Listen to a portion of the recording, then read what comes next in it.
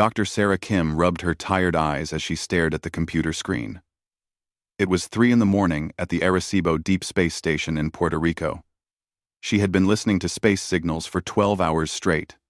Most nights brought nothing but cosmic noise and random radio waves from distant stars. Tonight felt different. The signal appeared on her screen like a whisper from the darkness. At first, Sarah thought it was just another false alarm. Space was full of natural radio waves that sometimes looked like real messages. But this signal had patterns. It repeated the same sequence of numbers over and over again. Sarah called her assistant, Dr. Mike Chen, who was sleeping in the next room. "Mike, you need to see this," she said into her radio. Mike stumbled into the control room 5 minutes later, his hair messy from sleep. "What is it, Sarah? Another pulsar? Look at this." Sarah pointed at her screen. "The signal is coming from the Kepler 442 system. That's over 1,000 light-years away." Mike leaned closer to the screen. The numbers on the display made his heart race. "These aren't random. Someone is sending us math problems." The signal contained the value of pi, the square root of 2, and other mathematical constants that any intelligent species would know. But there was more.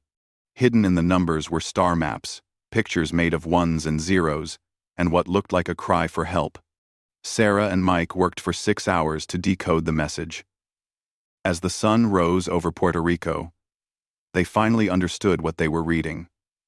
The message was from a species called the Zelani. Their homeworld was dying.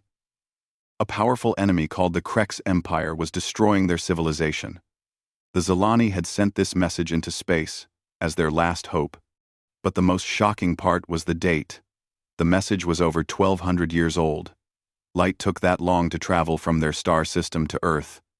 The Zelani who sent this message had been dead for centuries. Sarah picked up her phone and called Commander James Park at the Pentagon. Park was the military officer assigned to work with SETI projects. "Commander, we have a situation," Sarah said. "We've received a message from aliens. A real one. Remender. Aw. Remender. Awfro." There was silence on the phone for 10 seconds. Then Park spoke. "Are you certain?" "This is different.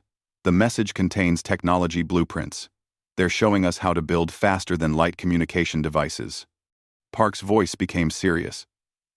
"Don't let anyone else see this yet. I'm flying down there today." Within hours, the small research station was filled with scientists, military officers, and government officials. President Chen arrived the next day with a team of experts from around the world. The decoded message told a sad story. The Zelani had been a peaceful species that loved art, music, and science. They had built beautiful cities on their homeworld and had just started exploring other planets when the Krex Empire found them. The Krex were different from any species the galaxy had seen. They did not want to trade or make friends.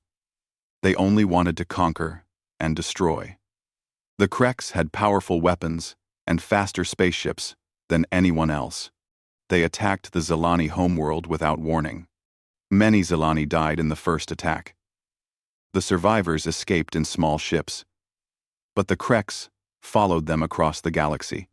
The message explained that Zelani refugees were scattered on broken ships, slowly dying as their life support systems failed. The message ended with technical plans for faster-than-light communication. The Zelani hoped that someone, somewhere, might receive their call for help and find a way to answer. Dr. Chen from the World Council studied the alien technology blueprints. "These plans are incredibly advanced," he said. "If we can build this device, we could send a message back to them instantly, no matter how far away they are." Commander Park shook his head. "But that was 1,200 years ago. They're probably all dead by now." Sarah disagreed. "Maybe not. The message says the Zelani had very long lifespans. Some of them might still be alive." The debate continued for days. Some officials wanted to keep the discovery secret. Others wanted to share it with the world. Scientists argued about whether the technology was real or if the whole thing was an elaborate hoax. Sarah spent her time studying the alien blueprints. The technology was unlike anything humans had ever seen. It used quantum particles that could communicate instantly across any distance. The theory was far beyond current human science, but the plans were detailed enough to follow. "We have to try to build this," Sarah told Commander Park. "Even if there's only a small chance they're still alive, we have to try." Park looked at the blueprints. This would require the cooperation of every major nation on Earth. The materials alone would cost billions of dollars. President Chen made the final decision. If there are intelligent beings out there who need help, we cannot ignore them. This is bigger than politics or money. This is about what kind of species we want to be. The project was approved. Scientists from every country would work together to build humanity's first faster-than-light communication device. They would attempt something that had never been done before. Answer a distress call from across the galaxy. As Sarah looked up at the stars that night, she wondered if the Zilani were still out there, waiting for an answer that might never come. She did not know that her decision to pursue the signal would change not just human history, but the future of the entire galaxy. 6 months had passed since the alien message arrived on Earth. The small research station in Puerto Rico had become the center of the biggest scientific project in human history.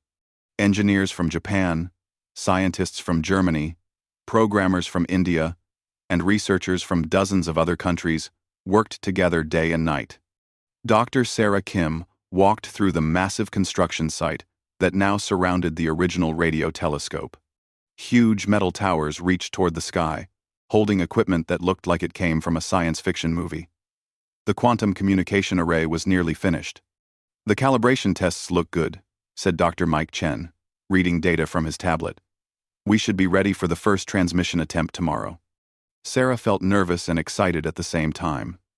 After months of building and testing, they were finally going to try to send a message across the galaxy. She had spent countless hours learning the Zilani language from their original transmission. The mathematical patterns had helped her understand how their words and ideas fit together. Commander Park joined them at the central control station. "The world leaders are watching," he said. "Every major news network wants to broadcast this live." "No pressure at all," Sarah laughed, but her hands were shaking slightly. The next morning, hundreds of scientists and officials gathered around the control room. President Chen was there, along with leaders from China, Russia, Britain, and other major nations. For the first time in human history, the entire world was united behind a single goal. Sarah sat at the main control panel. She had written the message herself, trying to use simple words that the Zilani would understand. The message explained that humans had received their distress call and wanted to help. It also included basic information about Earth and human civilization. "Beginning transmission," Sarah announced. She pressed the button that would send humanity's first message to another star system. The quantum particles fired through the array, carrying human words across impossible distances. According to the alien technology, the message would arrive instantly, no matter how far it traveled. "Transmission complete," Mike announced. The scientists expected to wait for days or weeks for a reply. The Zilani might need time to decode the human message and decide how to respond. Sarah had prepared herself for a long wait. The reply came in less than 5 minutes. Alarms started ringing as the communication array detected an incoming transmission. Sarah's heart pounded as alien symbols appeared on her computer screen. She quickly ran the message through her translation program. The message was short but incredible. "Humans of Earth, we cannot believe you answered. We are still here. We are still fighting. Please, tell us more about your species." The control room exploded in cheers. Scientists hugged each other, officials shook hands, and several people started crying with joy. Humanity had just made contact with an alien civilization. Over the next few hours, messages flew back and forth between Earth and the Zilani survivors.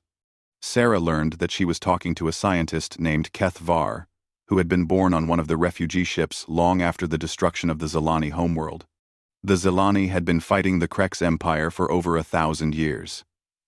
They had no permanent home, and lived on old ships that were slowly breaking down. Most of their original knowledge had been lost in the war, but they had kept the hope that someone would eventually answer their ancient distress call. HFY was amazed to learn about humanity. "You are so young," the alien scientist wrote. "Your species has never left your home star system. Yet you built our communication technology from scratch. How is this possible?" Anli? Sarah explained that humans were naturally curious and good at working together when facing big challenges. She shared pictures of Earth, human cities, and the international cooperation that had made the communication project possible. The Zilani shared their own pictures and stories. Sarah saw images of beautiful crystal cities that had once stood on their homeworld. She learned about Zilani art, music, and philosophy. The aliens were peaceful and intelligent, much like humans, but with a deeper connection to harmony and balance. But HFY also shared darker information. The Krex Empire was still expanding across the galaxy. They had destroyed dozens of intelligent species over the past few thousand years. The Krex took resources from conquered worlds and either killed or enslaved the native populations. "Your species should hide," HFY warned. "The Krex will find Earth eventually.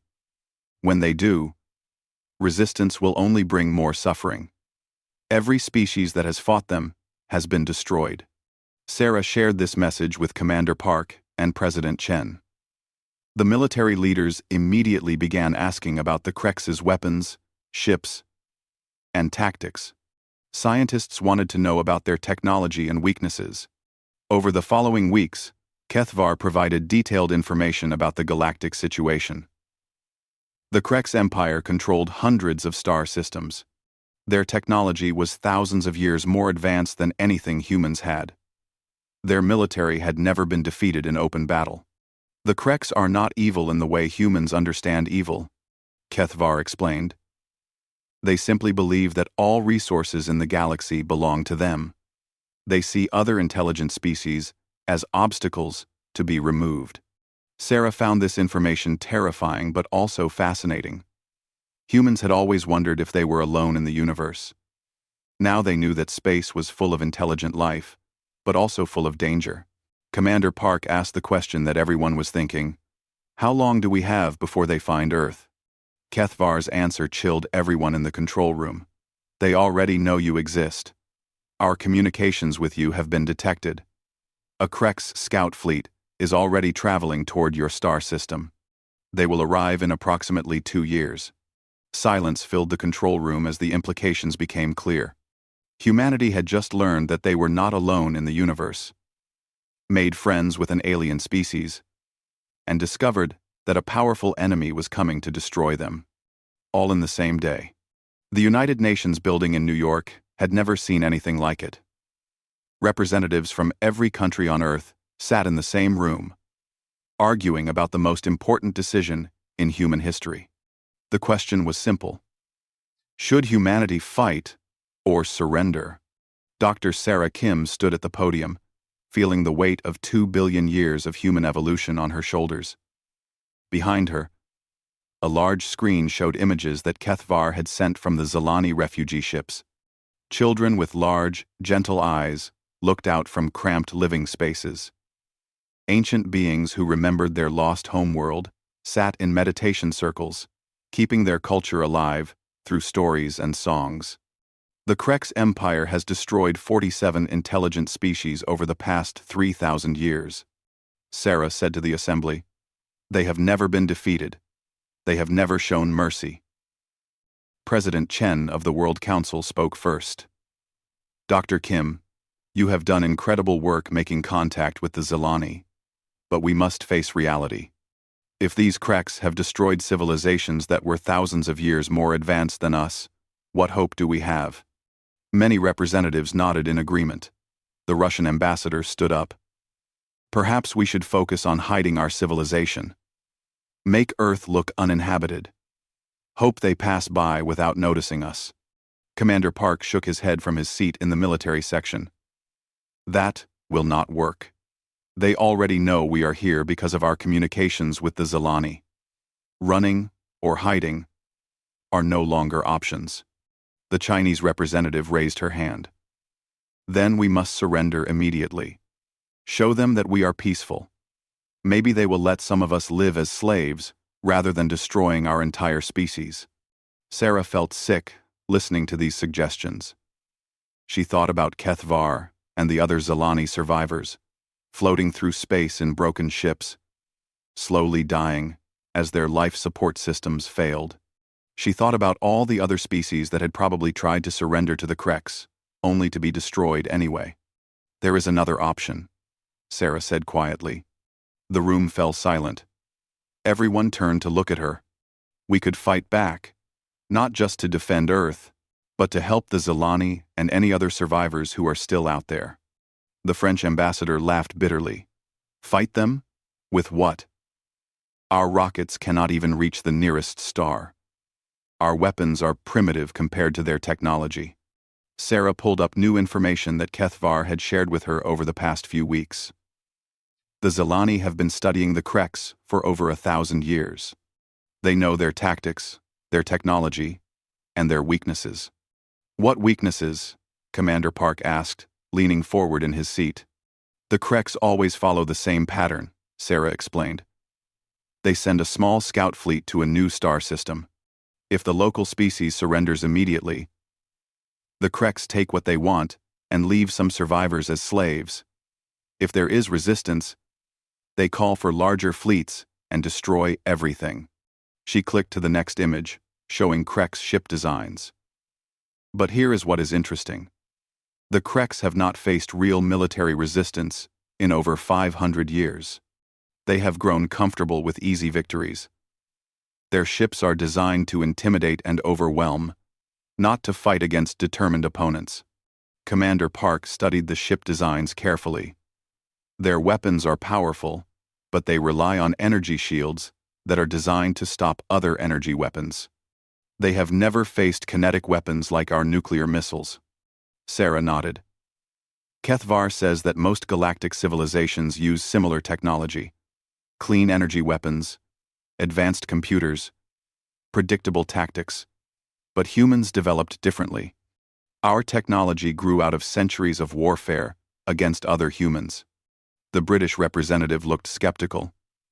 Even if our weapons could hurt their ships, they still vastly outnumber us. The Scout fleet alone has 50 ships. Earth has no space navy at all. Not yet, Sarah said. But we have something else. We have the Zilani. She pulled up a new message from Kethvar. There are over 2 million Zilani survivors scattered across the galaxy in refugee ships. Most of their ships are damaged and breaking down, but many still have weapons. If we could coordinate a joint attack, President Chen stood up. You are suggesting that Earth should lead a galactic rebellion against an empire that has never been defeated? Yes, Sarah said simply. That is exactly what I am suggesting. Fine. The room erupted in arguments. Some representatives called the idea insane. Others said it was humanity's only chance for survival. Military officers began discussing logistics, while scientists debated whether human-Zilani cooperation was even possible. Commander Park finally called for order. The question is not whether we can win, he said. The question is, what kind of species we want to be. Do we want to be the kind of people who surrender without a fight? Or do we want to be the kind of people who risk everything to help others? Sarah thought about the first message from the Zilani, sent across impossible distances as their world died. They had not known if anyone would ever receive it. But they had sent it anyway. They had included the technology for faster-than-light communication, hoping that whoever found their message might use it to help others. The vote was closer than anyone expected. 57 countries voted to fight. 46 voted to surrender. 12 abstained. It was enough to pass the resolution. Humanity would prepare for war against the Krex Empire. Over the following months, the world transformed in ways no one had thought possible. Factories that had made cars began making spacecraft. Computer programmers worked with Zilani engineers to design hybrid human-alien technology.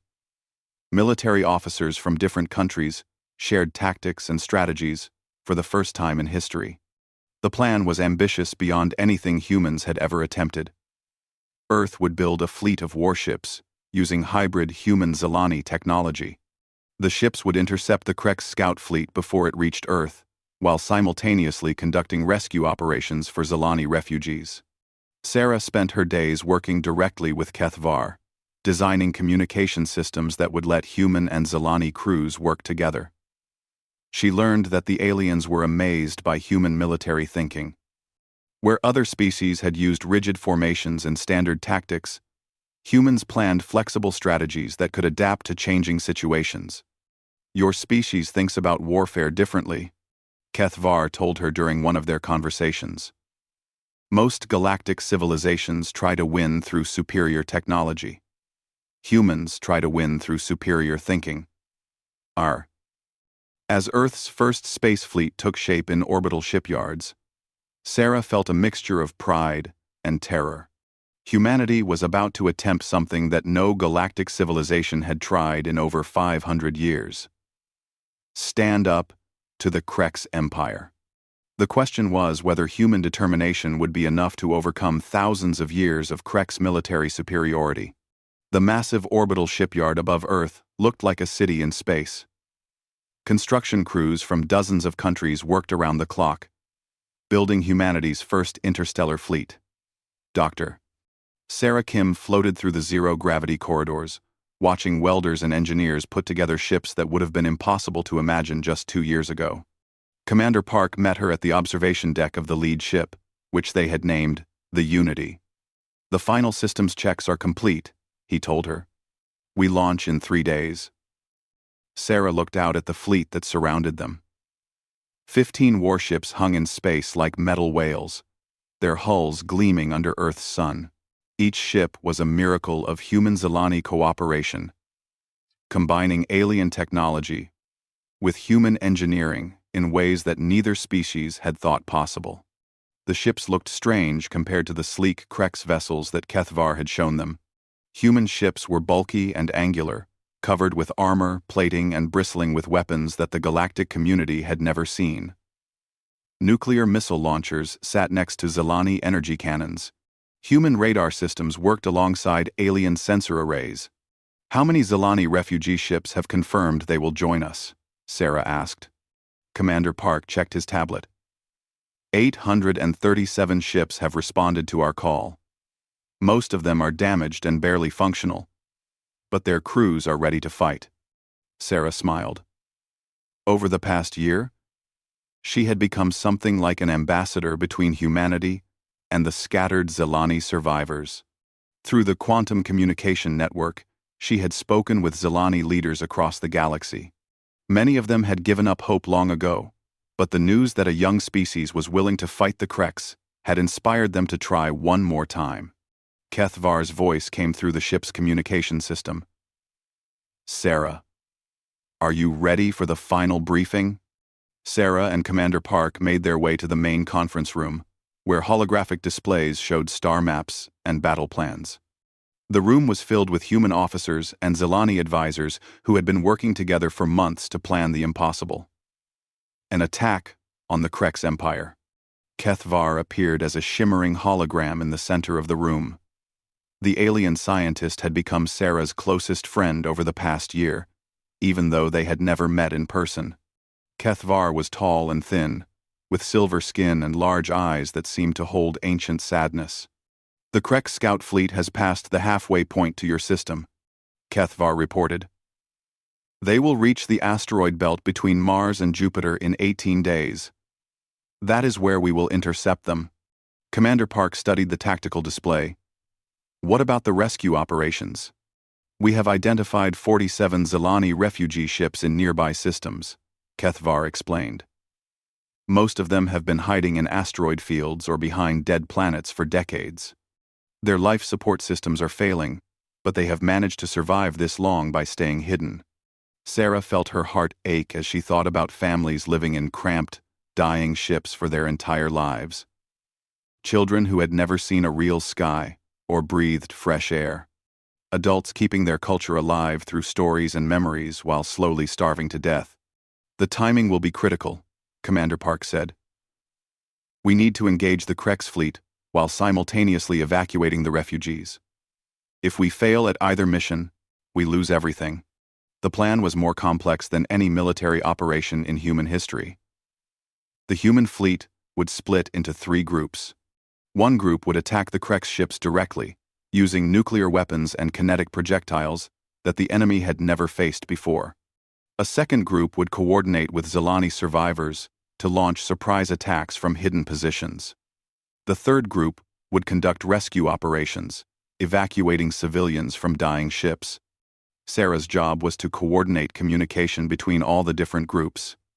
She would be the voice that kept human and Zelani forces working together during the chaos of battle. There is something else you should know, Kethvar said quietly. We have been monitoring Krex communications. They are not taking this mission seriously. Their commander believes that humans are too primitive to pose any real threat. Quote, Commander Park grinned. Good. Let them keep thinking that. Over the next 3 days, the final preparations were completed.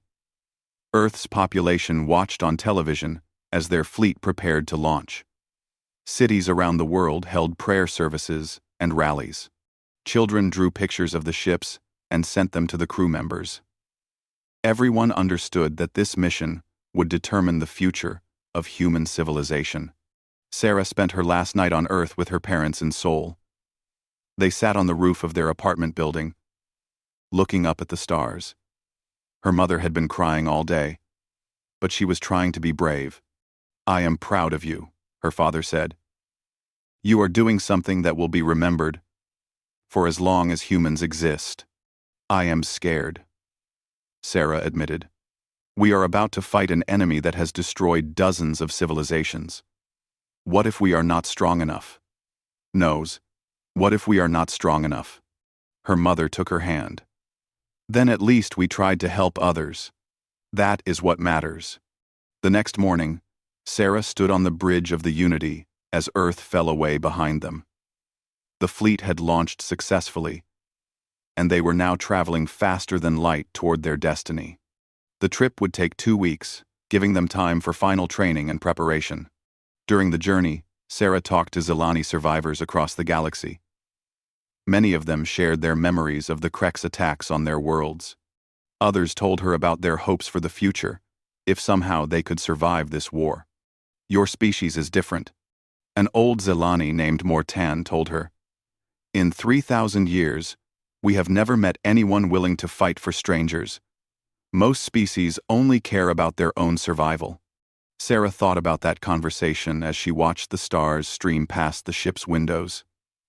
Humans were young compared to other galactic civilizations, and their technology was primitive in many ways. But maybe that was not a weakness. Maybe being young meant that humans had not yet learned that some things were impossible. As they approached the battle zone, Sarah felt the weight of history on her shoulders. In a few days, humanity would either take its place as a leader in galactic civilization or join the long list of species that had been destroyed by the Krex Empire. The outcome would depend on whether human determination and Zelani wisdom could overcome 3,000 years of Krex military dominance. The space between Mars and Jupiter had never seen anything like it. Dr. Sarah Kim stood on the bridge of the Unity, watching as the most important battle in galactic history was about to begin. Around her, human and Zelani crews worked together at control stations, preparing for a fight that would determine the future of all intelligent life. Krex fleet detected, announced Lieutenant Torres from the sensor station. 57 ships, approaching from the outer system. They will be in weapons range in 30 minutes. Commander Park activated the fleet communication system. All ships, this is Unity Command. Remember your training. Stay calm, follow the plan, and trust your alien partners. Today we fight not just for Earth, but for freedom across the galaxy. Sarah opened her communication channel to Kethvar, who was aboard one of the Zelani survivor ships hiding in the asteroid belt. How are the rescue operations going? Evacuation teams have reached 31 refugee ships so far, Kethvar reported. We are moving faster than expected. The refugees cannot believe that someone has actually come to help them. The plan was working perfectly so far. While the Kreks focused on what they thought was a simple conquest mission, human and Zelani rescue teams were secretly evacuating civilian ships that had been hiding throughout the solar system for decades. Incoming transmission from the Kreks fleet, reported the communication officer. Commander Park nodded. Put it on screen. A hologram appeared in the center of the bridge. The alien was tall and covered in dark scales, with red eyes that seemed to burn with ancient anger. This was a Kreks commander, representing an empire that had conquered the galaxy for thousands of years. Primitive species of the third planet. The Kreks spoke in mechanical, translated words. You have interfered with Kreks operations by communicating with our property. Surrender immediately, and some of you will be permitted to live as workers. Resistance will result in the complete destruction of your world. Commander Park stepped forward. This is Commander James Park of the Earth Defense Fleet. We do not recognize your authority over any intelligent species. The beings you call your property are free people under our protection. The Kreks commander's eyes widened slightly. In 3,000 years of conquest, no primitive species had ever spoken to them this way. You dare to threaten the Kreks Empire? The alien snarled. We have destroyed civilizations that had mastered space travel for millennia before your species learned to make fire. What can you possibly do against us? Sarah stepped up beside Commander Park. We can show you what happens when free people work together, she said. The Kreks commander cut off the transmission without another word. Battle stations, Commander Park announced. Execute Operation Unity. The human fleet spread out in a formation that the Kreks had never seen before. Instead of the rigid lines that most galactic civilizations used, the human ships moved in flexible groups that could adapt quickly to changing situations. Each group included both human and Zelani vessels, creating a hybrid force that combined the best of both species' technologies. The Kreks fleet advanced in their traditional formation, confident that their superior technology would quickly overwhelm the primitive humans. Their energy shields flickered to life, preparing to deflect the advanced energy weapons they expected to face. They were not prepared for what actually hit them. The first wave of human attacks came from nuclear missiles launched from extreme range. The Kreks had never faced kinetic weapons with such massive explosive power. Their energy shields, designed to stop laser beams and particle weapons, offered no protection against nuclear fireballs. 3 Kreks ships disappeared in bright flashes of atomic fire. Before the Kreks could react, Zelani ships emerged from hiding spots throughout the asteroid belt. These refugee vessels had been modified with human weapons and powered by desperate determination. They attacked the Kreks' flanks with coordinated precision, using tactics that Kethvar and the human military had developed together. The Kreks commander tried to reorganize his forces, but he had never faced an enemy that used such unconventional tactics. Human ships used electronic warfare systems that jammed Kreks' communications. Zelani ships appeared and disappeared among the asteroids like ghosts, striking and fading away before the Kreks could respond. Enemy formation is breaking apart, reported the tactical officer. They are trying to retreat to a defensive position. Commander Park smiled grimly. Do not let them regroup. All ships, press the attack. Sarah watched the battle unfold with a mixture of pride and terror. Human crews worked smoothly with Zelani partners, sharing information and coordinating attacks with the efficiency of a single organism. The months of training and cultural exchange had created something new. A truly united force, fighting for a common cause. But the Kreks were not giving up easily. Their remaining ships began targeting the rescue operations, trying to destroy the refugee vessels that humans were trying to save. They are attacking the civilians, Kethvar reported, his voice tight with emotion. "Not on my watch," Commander Park replied. He redirected half the human fleet to protect the rescue operations, even though it weakened their main attack force. This decision shocked the Krex commander more than the nuclear weapons had. In 3,000 years of warfare, he had never seen an enemy deliberately weaken their military position to protect non-combatants. Sarah realized that this moment was the key to everything. "Commander, open a channel to all Zelani ships in the system." "Channel open," the communication officer confirmed. "This is Dr. Sarah Kim speaking to all Zelani survivors," she said. "You have been hiding and running for over 1,000 years. Today, you have the chance to fight back, not just for yourselves, but for every species that has suffered under Krex rule. Today, we end their reign of terror." The response was immediate. Zelani ships throughout the solar system, many of which had been hidden for decades, suddenly came to life. Hundreds of vessels that the Krex thought were destroyed or abandoned joined the battle. Some were barely functional, held together with spare parts and determination, but their crews were ready to fight. The Krex fleet found itself surrounded by an enemy they had never imagined. United species working together by choice, rather than force. The battle lasted 6 more hours. When it was over, the Krex fleet was destroyed or captured. Not a single refugee ship was lost, and over 50,000 Zelani civilians had been rescued from dying vessels. But the victory was about more than military success. As news of the battle spread through the galactic communication networks, species that had been hiding from the Krex for centuries began making contact with Earth. Within weeks, representatives from dozens of civilizations arrived to meet the humans who had done the impossible. Sarah stood in the newly built United Species Council building on Earth, watching as delegates from across the galaxy worked together to write a new charter of galactic rights. HFY was there in person for the first time, serving as the first Zelani ambassador to Earth. "Your species has changed everything," HFY told her, as they watched the proceedings. "For the first time in galactic history, we have hope that intelligence can triumph over force." Commander Park, now serving as the first human member of the Galactic Defense Council, joined them at the observation window.